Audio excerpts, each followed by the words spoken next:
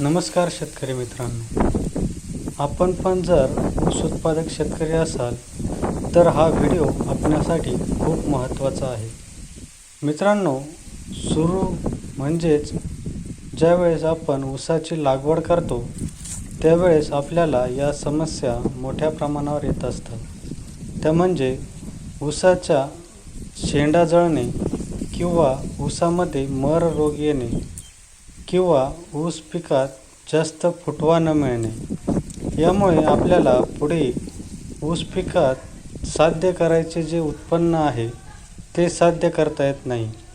म्हणजेच ऊस पिकाचे उत्पन्नामध्ये मोठ्या प्रमाणावर घट येत असते.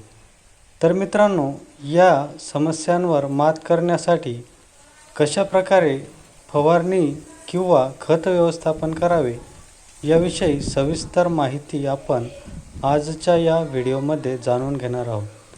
म्हणून हा व्हिडिओ शेवटपर्यंत न स्किप करता पूर्ण बघा, जेणेकरून संपूर्ण माहिती आपल्या लक्षात येईल. मित्रांनो, तत्पूर्वी जर आपण आपल्या चॅनलला सबस्क्राईब केले नसेल तर सबस्क्राईब करून घ्या व व्हिडिओज लाईक करण्यास विसरू नका. चला तर मग व्हिडिओ सुरुवात करू.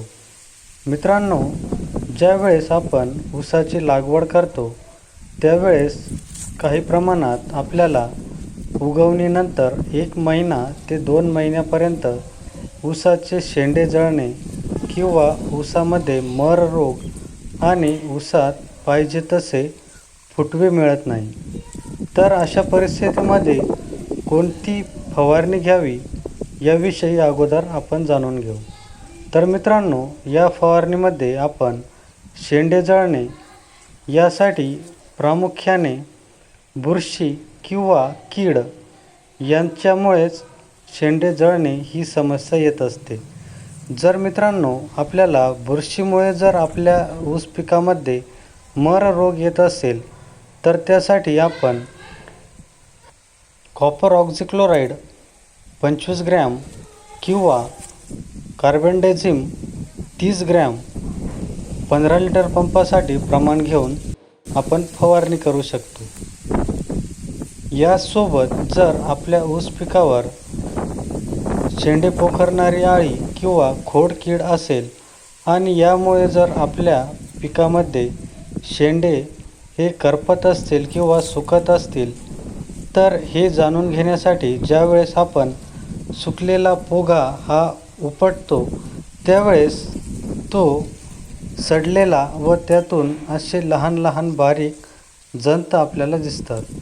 तर अशा वेळेस आपण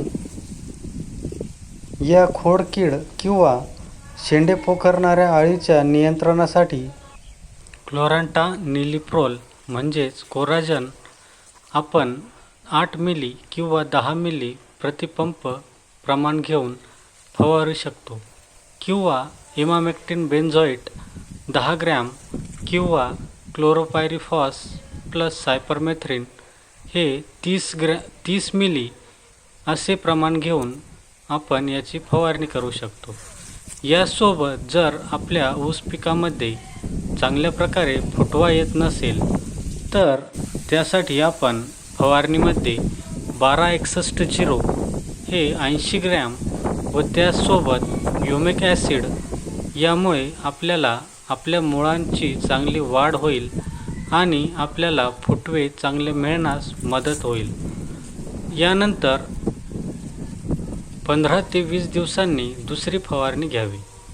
यामध्ये आपल्याला ऊस पिकात चांगले फुटवे येऊन ऊस पिकाची जोमदार वाढीसाठी आपण या फवारणीमध्ये 19-19-19 हे 80 ग्रॅम यासोबत ॲमिनो ॲसिड 30 मिली असे प्रमाण घ्यावे.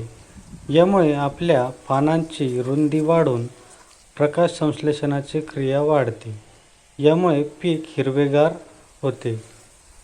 त्यासोबत आपण सूक्ष्म अन्नद्रव्यचे देखील प्रमाण घ्यावे. यामुळे लोह, जस्त व यांची कमतरता भरून निघते व पीक जोमदार वाढण्यास आणि हिरवेगार राहण्यास मदत होते. अशा प्रकारे फवारणीचे नियोजन केले असता आपल्याला आपल्या ऊस पिकात जास्तीत जास्त फुटवे तसेच मर रोगापासून नियंत्रण आणि त्याचसोबत हिरवागार आणि जोमदार वाढ झालेला ऊस आपल्याला पाहावयास मिळू शकतो। यामुळे आपल्याला उत्पन्नात देखील मोठ्या प्रमाणावर वाढ बघायला मिळते। यासोबत खत व्यवस्थापन देखील खूप महत्त्वाचे असते। यामुळे योग्य प्रकारे खत व्यवस्थापन करणे देखील महत्त्वाचे असते। फक्त ही फवारणी घेतली म्हणून आपल्या ऊस पिकात उत्पन्न वाढेल असे नाही, तर मित्रांनो योग्य प्रकारे योग्य वेळेस योग्य खत व्यवस्थापन करणे देखील महत्त्वाचे असते। यासोबत पाणी व्यवस्थापन देखील खूप महत्त्वाचे असते।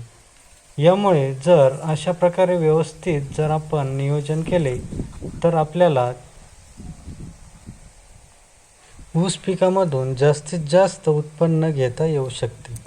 तर मित्रांनो आपल्याला ऊस पिकामध्ये कोणता खताचा डोस घ्यावा याविषयी जर माहिती हवी असेल तर कमेंट करून नक्की कळवा, म्हणजे पुढील व्हिडिओ आपण ऊस पिकातील खत व्यवस्थापन यावर बनवू।